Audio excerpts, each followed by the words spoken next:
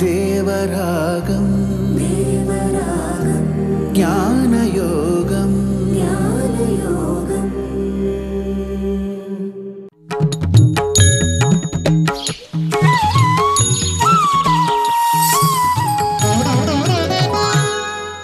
ఆపదామపహర్తారం దాతారం సర్వసంపదాం లోకాభిరామం శ్రీరామం భూయో భూయో నమామ్యహం.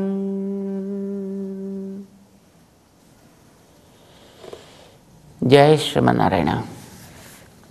ప్రియ భగవద్బంధువులారా,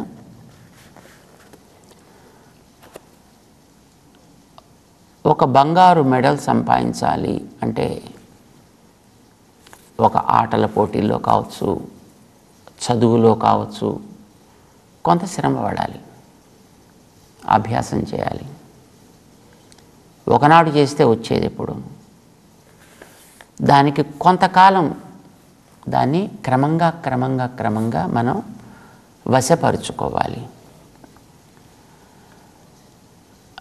ఉదాహరణకి ఒకడు 90 కేజీలు ఉన్నాడు అనుకుందాం. ఆ 90 కేజీలు ఉన్నవాడు 70 కేజీలకి దిగాలి. ఎలా దిగుతాడు? వాడు లోపల నుంచి అన్నీ తీసి ఇలాగ బయటికి తీసేస్తాం అంటే అలాగ సాధ్యం కాదు. వాడే ఉండడు. తర్వాత ఏం చేయాలి? దానికి ఒక అభ్యాసం చేయాలి. కొంతమంది ఆపరేషన్స్ చేసి ఆ పొట్టను జాగ్రత్తగా తీసేసి దాన్ని జాగ్రత్తగా మళ్ళీ కుట్టేసి రకరకాల ప్రయత్నాలు చేస్తుంటారు. కానీ యోగ్యుడైనటువంటి ఒక నిపుణుడు నువ్వు అట్లాగా కొయ్యక్కర్లేదు, కుట్టక్కర్లేదు, కష్టపడక్కర్లేదు, మంచిగా ఆహారాన్ని జాగ్రత్తగా సేవించే ప్రయత్నం చేయి అని వాడు ఒక విధమైనటువంటి ఆహారపు అలవాట్లని ఇస్తాడు. నువ్వు మొట్టమొదటి ఇలా ఆరంభించు, క్రమంగా ఇలా కంటిన్యూ చేయి, ఈ రకంగా తీసుకో. ఒక 3-4 నెలలు కనుక వీడు అలా చేయగలిగితే శుభ్రంగా చక్కగా హాయిగా 90 కేజీల వాడో 100 కేజీల వాడో 70 కేజీలకో 60 కేజీలకో చక్కగా దిగుతాడు. వాడు సహజంగా దిగుతాడు. ఈ రకంగా కట్టి కోసి చేసే దాంట్లో ఇబ్బందులు ఉంటాయి. కానీ సహజమైన ప్రవృత్తిలో వాడు కనుక ప్రయత్నం చేస్తే ఒక రోజులో అవ్వదు, ఒక రోజులో కాకూడదు కూడా. అలాగా అయితే అది ప్రమాదం. అది ఒక పద్ధతిలో క్రమంలో చేసినట్లయితే తప్పకుండా వాడు దాన్ని సాధించగలుగుతాడు. దానికి మొట్టమొదట ఏదో కొంత నీళ్లతో వాడు ట్రీట్మెంట్ చేస్తాడు, ఏదో పండ్ల రసాలతో ట్రీట్మెంట్ చేస్తాడు, ఏదో పచ్చి కూరలతో చేస్తాడు, ఆ తర్వాత ఏదో ఉడికిన కూరలతో చేస్తాడు, ఆ తర్వాత ఇంకొక రకంగా ఈ లోపల మళ్ళీ కొన్ని శారీరకమైనటువంటి అభ్యాసాలు చేయిస్తాడు. ఇవన్నీ కనుక వాడు సవ్యంగా పాటించి ఉండగలిగితే తప్పకుండా చక్కగా వాడు తయారవుతాడు. వాడు అనుకున్న క్రమంలో వాడు రాగలుగుతాడు. అయితే ఇది మొదట చేసేటప్పుడు కొంచెం వాడికి ఇబ్బంది అనిపిస్తుంది.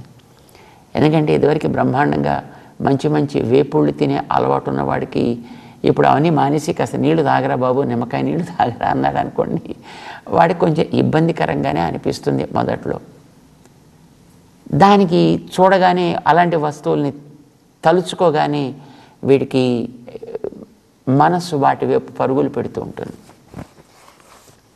కానీ వీడు తన లక్ష్యాన్ని కనుక మనస్సులో స్థిరపరుచుకోగలిగితే, నా లక్ష్యం ఇంత కావాలి, ఇది తప్పనిసరిగా ఇంత టైంలో సాధించాలి అని కనుక వాడు పెట్టుకున్నాడు అనుకోండి, దాన్ని చూసినప్పుడు వీడి మనస్సు పరిగెట్టినా ఇది నా లక్ష్యం, ఇది నా లక్ష్యం, ఇది నా లక్ష్యం అని దీన్ని మళ్ళీ చెబుతూ ఉంటాడు. ఇది చెప్పడం వల్ల క్రమంగా దాని మించి వీడు వెనక్కి రాగలుగుతాడు. ఆ వెనక్కి వచ్చేట్టుగా చేసే అభ్యాసానికే వైరాగ్యం అని పేరు. అంటే వీడికి దానివైపు వెళ్ళాలి అనేటటువంటి రాగం ఏర్పడితే దాని నుంచి మెల్లిమెల్లిగా వెనక్కి తెస్తున్నాడు, విరాగము అలవాటు చేస్తున్నాడు. దానికే వైరాగ్యం అని పేరు పెట్టారు. వైరాగ్యం అంటే అది కబుర్లతో వచ్చేది కాదు కదా, అది అభ్యాసంతో వచ్చేది. వీడికి కావలసిన దాన్ని కూడా వీడు అభ్యసిస్తూ ఉండాలి. నువ్వు ఇలా తినాలి, ఇలా త్రాగాలి, ఇలా ఏదో అభ్యాసాలు ఏవో చేయాలి, యోగాభ్యాసమో ఆసనాలో ప్రాణాయామాలో మరొకటో ఇవి ఏవో చేయించినట్లయితే వీటి వల్ల, అలాగే చేసేటటువంటి ఆ వాటి యందు ఉండే రుచిని తగ్గించుకోవడం వల్ల మొదట్లో ఒక 4-5 రోజులు కొంచెం ఇబ్బంది అని అనిపిస్తుంది, వారం రోజులు ఇబ్బంది అని అనిపిస్తుంది. కానీ ఆ తర్వాత మెల్లిమెల్లిగా అలవాటు అవుతుంది. ఈ మధ్యన మాకు ఒక మిత్రుడు కలిశాడు. ఆ మిత్రుడు ఎక్కడి నుంచో విదేశం నుంచి వచ్చాడు. ఆయన వచ్చి ఒక ఆయుర్వేదిక్ వైద్యుడి దగ్గరికి వెళ్ళాడు. ఆయన 15 రోజులు ఉన్నాడు. ఆయన ఈ 15 రోజులు అక్కడ ఉన్న కాలంలో వాళ్ళేవో కొన్ని పద్ధతుల ప్రకారం అతని చేత కొన్ని అభ్యాసాలు చేయించారు. మొట్టమొదట 5-6 రోజులు అతనికి చాలా కష్టం అని అనిపించిందిట. తర్వాత మెల్లిమెల్లిగా ఇంక తప్పదు కనుక ఇంకక్కడ అన్ని రోజులు ఉండడానికి నిర్ణయం చేసుకుని వెళ్ళాడు కనుక అడ్జస్ట్ చేసుకున్నాడు. కానీ 15 రోజుల తర్వాత అతను అక్కడి నుంచి మళ్ళీ ఇంటికి వచ్చాడు. సరే, వాళ్ళ అమ్మగారు మామూలుగా అలవాటు ప్రకారం కాస్త ఆవకాయ వేసి అన్నం పెడితే ఆవకాయ నోట్లో పెట్టుకోలేకపోయాడు. ఆయన అమ్మో నాకు అసలు ఇది పట్టలేదు, అసలు కారం భయంకరంగా ఉంది, తీసేయండి. ఇదివరకు అది లేకపోతే ముద్ద దిగేది కాదు, అది ఉంటే తప్ప ఆహారం తినేవాడు కాదు. అలాంటిది ఇప్పుడు చేసిన అభ్యాస ప్రభావం చేత అమ్మో అది నాకు అవసరం కాదు అని అనిపించే స్థితికి ఆ పిల్లాడు రాగలిగాడు. ఇదివరకు రుచి ఉంది, కానీ ఇప్పుడు దాని యందు ఉండే రుచి విగతమైంది, విరాగమైంది, దాని యందు వైరాగ్యం ఏర్పడింది. తనని ఒక పద్ధతిలోకి తెచ్చుకున్న తర్వాత ఎస్ ఇది నాకు చాలా తేలికగా ఉంది, ఇది చాలా బాగుంది, ఇలా నేను కొనసాగాలి అని అనుకున్నప్పుడు దాన్ని అతను చేస్తుంటే ఇదివరకు తనకి ఇష్టమైన ఒక్కొక్కటి క్రమక్రమంగా అది దూరమై ఇప్పుడు ఉండాల్సిన పద్ధతిలో అతనికి రుచి ఏర్పడింది. దీన్ని అభ్యాసం అంటారు. అభ్యాసము, వైరాగ్యము. ప్రయత్నం చేస్తే దక్కుతాయి. ప్రయత్నం చేయని వాడికి ఏది ఆకాశంలోంచి ఊడి పడదు ఎప్పుడు కూడా. Nothing comes from blue. No. సాధిస్తే కానిది లభించనిది ఏది ఉండదు కూడా. మనస్సు అనేది దానికి ఒక మెయిన్ ప్రధానమైనటువంటి మూల సూత్రం, ప్రధాన కారణం. ఇది మధ్యలో ఉంటుంది, ఇది నడిపిస్తూ ఉంటుంది మొత్తం బండిని అంతటినీ. దీనికి నువ్వు తగ్గట్టుగా కనుక దాన్ని చెప్పి దాన్ని నీ పద్ధతిలో పెట్టుకోగలిగావా, ఈ ప్రపంచం అంతా నీకు అతి ఉత్తమమైనటువంటి క్షేత్రం అవుతుంది. ఇందులో ఏది చెడ్డది కాదు, అప్పుడు ఏది కూడా మనకి దోషములు కలిగింది కాదు, అన్నీ మంచివే. నీకేది అవసరమో అంతవరకు నువ్వు తీసుకోవచ్చు. మనిషికి నేర్వవలసింది అది. దీన్నే భగవంతుడు చెప్తున్నాడు 36వ శ్లోకంలో. అసంయతాత్మనా యోగః దుష్ప్రాప ఇతి మే మతిః వస్యాత్మనా తు యతతా శక్యో వాప్తుం ఉపాయతః. అసంయతాత్మన, యతాత్మ ప్రయత్నంతో మనస్సుని తన చేతుల్లో పెట్టుకునేవాడు. ఆత్మ అంటే మనస్సు, యత అంటే యత్నముతో తీసుకునేవాడు అని అర్థం. ప్రయత్నంతో మనస్సుని స్వాధీనం చేసుకున్నాడు యతాత్మ. ప్రాకృత విషయాల్లోంచి అప్రాకృతమైనటువంటి ఆత్మవైపు దాన్ని పెట్టాలి అనుకున్నాడు సంయతాత్మ అవుతాడు. సంయతాత్మ అయినట్లయితే ఏది కష్టం కాదయ్యా. అసంయతాత్మన, ఎవడైతే బొత్తిగా ప్రయత్నం చెయ్యాలి అని అనుకోడో అలాంటి వాడికి ఎంత గొప్పవాడైనా కావచ్చు వాడు. అర్జునుడినే గతంలో ఆయన 34వ శ్లోకంలో చెప్పాడు, మహాబాహో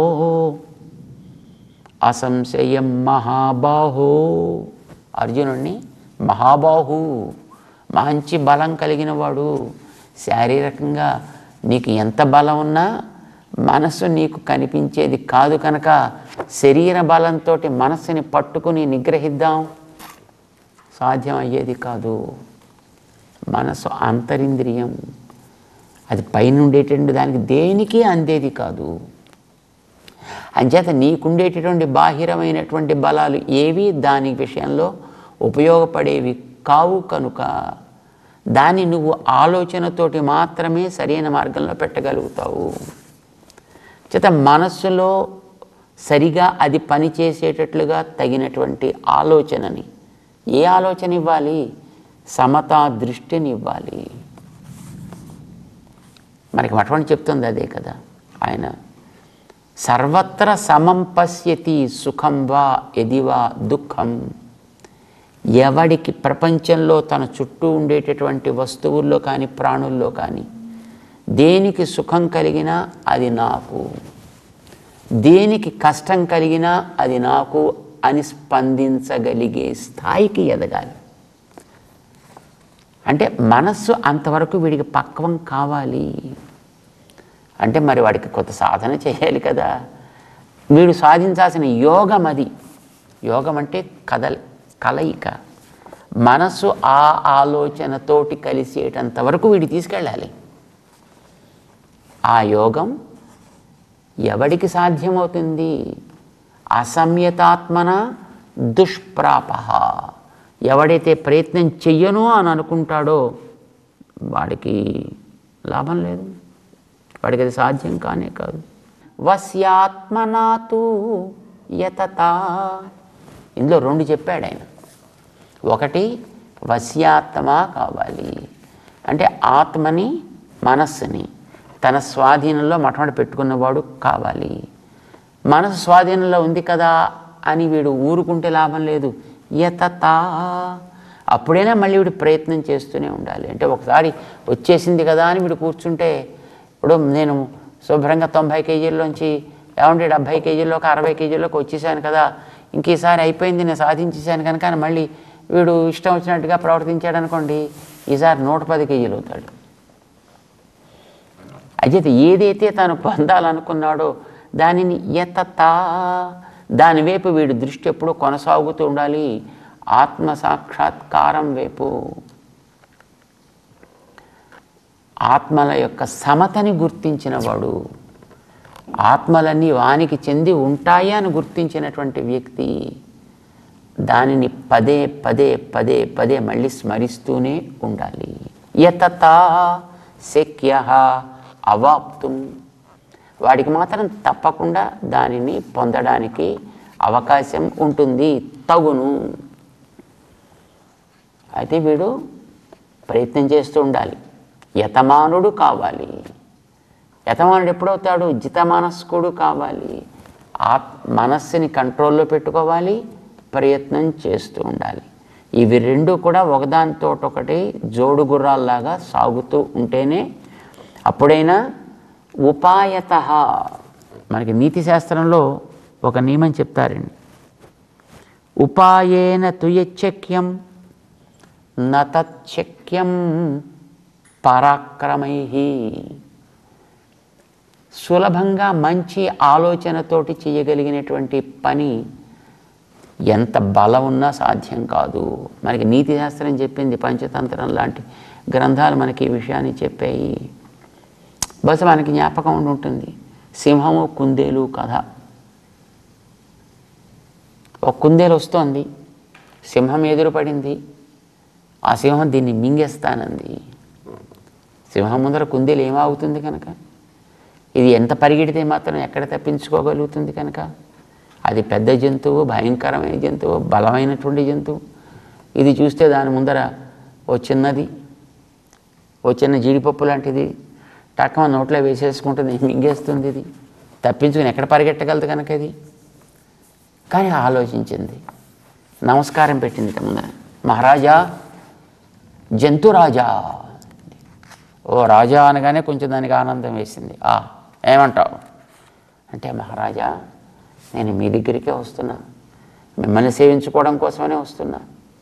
కానీ మీ దగ్గరికి వస్తుంటే అక్కడ దారిలో మార్గ మధ్యంలో ఒక పెద్ద నుయ్యి ఉంది మహారాజా, అందులో మరొక పెద్ద సింహం ఉంది, నేనే ఈ అడవికి అంతటికీ రాజుని అందండి మహారాజా. నేనుండగా? అవును మహారాజా, మీరుండగా అది అని అంటే నేను దానికి చెప్పా, మహారాజా ఆ సింహమా నువ్వు ఉండబోయ్, మా మహారాజు గారు అక్కడ ఉన్నారని చెప్పి అక్కడిని తప్పించుకుని మీ దగ్గరికి వచ్చాను మహారాజా, మీకు ఆ విషయం చెబుదామని వచ్చాను. ఎక్కడుంది అది? మీరు అనుగ్రహిస్తే నేను తీసుకువెడతా మహారాజా, మీకు చూపిస్తా. పద వస్తున్నా అన్నాడు. బయలుదేరాడు.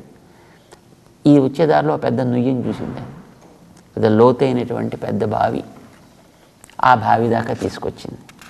దాని కింద ఎక్కడో నీళ్లు ఉన్నాయి, దాంట్లోకి చూపించింది. మహారాజా ఇందులోనే ఉన్నాడు వాడు, భయంకరమైన వాడు, పైకి వస్తే అమ్మో. చూసింది ఒకసారి సింహం, దాంట్లోంచి కింద తన నీడే కనిపిస్తోంది. అదొక పెద్ద సింహం అనుకుంది, ఒక్కసారి గాండ్రించింది, లోపల నుంచి మళ్ళీ ఆ శబ్దం అంతా పైకి ప్రతిధ్వనించింది. దానికి సమాధానంగా లోపల ఉండే సింహం గాండ్రిస్తోంది అని అనుకుంది, గర్జిస్తోంది అని అనుకుని వెంటనే దాని యొక్క పరాక్రమంతో దాన్ని తొలగించేద్దాం అనుకుని టకం లోపల దూకింది. బాయ్ బాయ్ చెప్పి కుందేలు కాస్త వెళ్ళిపోయింది. అంటే పరాక్రమంతో సింహాన్ని జయించలేదు ఇది. మరేం చేయాలి? ఉపాయముతో దాన్ని జయించాలి. అంచేత ఉపాయేన తు యచ్చక్యం, మంచి బుద్ధిమంతుడు తన బుద్ధితోటి సాధించగలిగినటువంటి దాన్ని పరాక్రమంతో, పరాక్రమాలు దాని ముందర ఏం పనిచేవయా? అంచేత చక్కటి బుద్ధిమంతుడు కావాలి. ఉపాయం అనేది తెలియాలి. ఉపాయం అంటే అనుకున్న దాన్ని నువ్వు పొందగలిగేటట్లుగా ఏది నిన్ను అక్కడికి చేరుస్తుందో దాని పేరు ఉపాయము అని పేరు. దాని నుంచి నేను దూరం చేసేదో దాని పేరు అపాయము అని అంటాం. అపాయం అంటే నేను లక్ష్యం నుంచి పాడు చేసేది, ఉపాయం అంటే లక్ష్యం వైపు నిన్ను చేర్చేది. చేత ఉపాయేన తు యచ్చక్యం, దాంతో నువ్వు ఎన్నైనా పొందగలగచ్చు. పరాక్రమంతో అన్నీ పొందలేము, పరాక్రమం కొంతవరకే పనిచేస్తుంది. అంచేత అర్జున, ఎవడైతే వశ్యాత్మనా తుయ్యతత, వాడు మనస్సుని స్వాధీనంలో పెట్టుకుని కనుక చేయవలసిన పనిని వాడు సక్రమంగా చేస్తే శక్య అవాప్తుం ఉపాయత, వాడు మంచి సాధనాలతోటి తప్పకుండా నువ్వు కోరుకున్న సమత దృష్టిని సాధించవచ్చు. మనకి రామకృష్ణ పరమహంస జీవితంలో ఓ అందమైన సన్నివేశాన్ని చూపిస్తారు. ఒక మంచి కథ చెప్తారు మనకి. అది వాస్తవమా కాదా అనేది మనలో పక్కన పెట్టినా, వివేకానందుడు ఇంకా అలా మారలేదు, కుర్రాడు. రామకృష్ణ పరమహంస దగ్గరికి వచ్చాడు. ఆయన అడిగట, నాకు దేవుణ్ణి చూపించగలవా? చూపించాలా?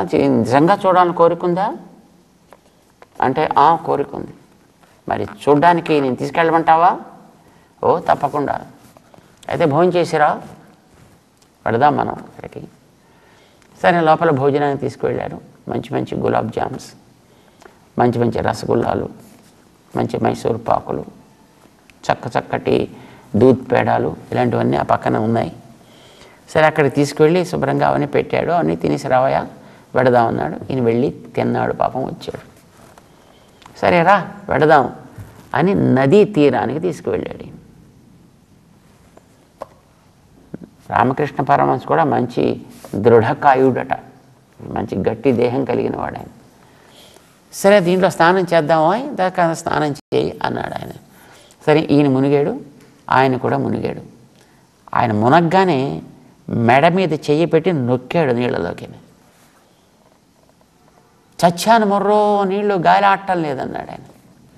ఇంకా నొక్కాడు గట్టిగాను. ఓ ఓ ఓ ఓ ఓ అని అరుస్తున్నాడు ఆయన.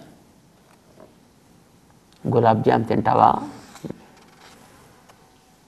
ఓ మైసూర్ పాక్ తింటావా, రసగుల్లా తింటావా, దూద్ పేడా కావాలా అడిగితే అబ్బా నన్ను వదులు నన్ను వదులు నన్ను వదులు నన్ను వదులు. కాసేపు అయిన తర్వాత ఇంకా మరీ ఇబ్బంది పెట్టడం ఇష్టం లేక మెల్లిగా చేయి పైకి తీసాడు ఆయన. ఇక పైకొచ్చి ఉద్రిక్తుడైపోయి నన్ను దేవుణ్ణి చూపిస్తానని తీసుకొచ్చి నీళ్లలో ముంచుతావా, నా ప్రాణాలు తీస్తావా? అందుకోసం తీసుకురాలేదా? నేను నీళ్లలో ముంచినప్పుడు నీకేమనిపించింది? వెంటనే బయటికి రావాలనిపించింది. మరి నేను అడిగాను కదా నేను గులాబ్ జామ్ తింటావా అని. నువ్వు ఇందాక భోజనం చేసి రావయ్యా అంటే మంచి ఇష్టంగా తిన్నావు కదా అని. మరి నీకు అవే నేను ఇస్తానంటే నువ్వు ఏమన్నావు? గులాబ్ జామా గాడిది గుడ్డ. ముందర ప్రాణం పోతుంటే గాలి ఆడకుండాను నీళ్లు ముక్కుల్లో పోయి చెవుల్లో పోయి కన్నుల్లో పోయి ప్రాణం పోతుంటే చస్తుంటే గులాబ్ జామ్ ఏమిడ కదా. నీకు ఆ నీళ్ళ ఉన్నప్పుడు ఏమనిపించింది? బయటపడాలని అనిపించింది కదా. ఇప్పుడు నువ్వు ఈ శరీరంలో ఉన్నావు కదా, ఈ శరీరంలోంచి బయటపడాలనేటంత తపన నిజంగా నీలో ఉన్నట్టయితే ఆ నీళ్ళల్లో ఉండేటప్పుడు నీకు గులాబ్ జామ్ అక్కర్లేదు, మైసూర్ పాక్ అక్కర్లేదు, జిలేబీలు అక్కర్లేదు, రసగుల్లాలు అక్కర్లేదు. ఏవిచ్చినా నీకు అవసరం లేదని ఎట్లా అనిపించిందో, ఈ దేహంలో ఉన్నంత వరకు దేహగతమైనవి ఏవి నాకు అవసరం లేదని అనిపించేటంత తపన నీకున్నట్టయితే, అంత ఆర్తి నీకున్నట్టయితే నీకు ఇప్పుడే ఇక్కడే కనిపిస్తాడయా నీకు. మనకది చూడాలి, చూడొచ్చా, కనిపిస్తాడా, ఎలా ఉంటాడు, మనకేదో క్యూరియాసిటీయే తప్ప మనకేదో అది అవునా కాదా తెలుసుకుందాం అనేటటువంటి కోరికే తప్ప నిజంగా చూడాలనే తపన ఉన్నట్టయితే ఇతరమైన వాటి వేటి యందు నీకు దృష్టి అనేది పోనే పోదు. అంత దృష్టి నీకు అనుకూల భావంతోటో ప్రతికూల భావంతోటో నీకు ఎలా ఉన్నా నీకు అది తప్పకుండా లభించి తీరుతుంది. నీకు హిరణ్యకశిపుడు మందరికి పరిచితుడు, ప్రహ్లాదుడు వాళ్ళ నాన్నగారు. హరిని చూడాలి, ఎక్కడైనా సరే పట్టుకోవాలని అనిపించింది అతనికి. ఎలా చూపిస్తావా? చూపించి ఎక్కడున్నాడో చూస్తా, నేను వాడు అంతు చూస్తాను. ఇది వ్యతిరేక భావంతో దిగాడు ఆయన. But still it is okay. కానీ ఆయనలో ఉండేటువంటి పట్టుదల మాత్రం అపారం. అంత పట్టుదల వాడికి ఏర్పడింది కనుక ఒక స్తంభాన్ని తల్లిగా చేసుకుని దేవుడు బయటకు వచ్చాడు. స్తంభంలోంచైనా బయటకు వస్తాడు ఆయన అని నిరూపణ చేసుకున్నాడు ఆయన. అంటే చైతన్యమైన వస్తువులోంచి రావాలా, అచేతనంలోంచి రావాలా అనేటువంటి ప్రశ్న కూడా లేదు. ఎక్కడి నుంచైనా సరే తను వెంటనే బయటకు వచ్చి కనిపించేటట్లుగా ఉంటాడు ఆయన. అంత ఆర్తి మనకేది. ఈ ఆర్తి అనేటటువంటిది మనం సంపాదించగలగాలి. అది అభ్యాసం చేత రావాలి. తదితరమైన వాటి యందు ఉండేటువంటి విరాగత చేత రావాలి, వైరాగ్యం చేత కావాలి. దానికి తగ్గట్టుగా మనస్సుని స్వాధీనం చేసుకుని ఉండాలి. ప్రయత్నం కూడా మనం చెయ్యాలి. చేత వస్యాత్మనా తు యతతా శక్యః అవాప్తుం ఉపాయతః. నువ్వు సులభంగానే పొందొచ్చునాయా అని 36వ శ్లోకంలో ఎవడికి సాధ్యం కాదు? వాయోరివ సుదుష్కరం తస్యాహం నిగ్రహం మన్యే అన్నాడు గతంలో. అమ్మో, ఈ మనసును కంట్రోల్ చేయడం భయంకరమైనటువంటి వాయుగుండంలాగా ఉందయా, దీన్ని నేను కంట్రోల్ చేయలేకపోతున్నాను. ఎస్, కరెక్టే, అది సాధ్యం కాదు. ఎవడికి? అసంయతాత్మన. ఎవడి మనస్సు వాడి కంట్రోల్లో ఉండదో, ఎవడి దగ్గర ప్రయత్నం ఉండదో, ఎవడికి ఉపాయం తెలియదో వాడికి సాధ్యం కాదు. కానీ ఎవడికి మనసు స్వాధీనంలో ఉంటుందో, ఎవడు ఉపాయాన్ని అవలంబించి ఉంటాడో, ఎవడు ప్రయత్నశీలుడై ఉంటాడో, చేత వశ్యాత్మత్వం, యతమానత్వం, ఉపాయ స్వీకరణము, ఈ మూడు కనుక ఉన్నట్టయితే తప్పకుండా శక్య అవాప్తుం, సమదర్శనం అనేటటువంటిది తప్పకుండా సాధ్యమవుతుంది. అది అంత అందని ద్రాక్ష కాదు సుమా అంటూ అర్జునుడిని ప్రోత్సహిస్తూ శ్రీకృష్ణుడు ముందుకు తీసుకువెడుతున్నాడు. 6వ అధ్యాయంలో తెలుసుకుందాం. జై శ్రీమన్నారాయణ.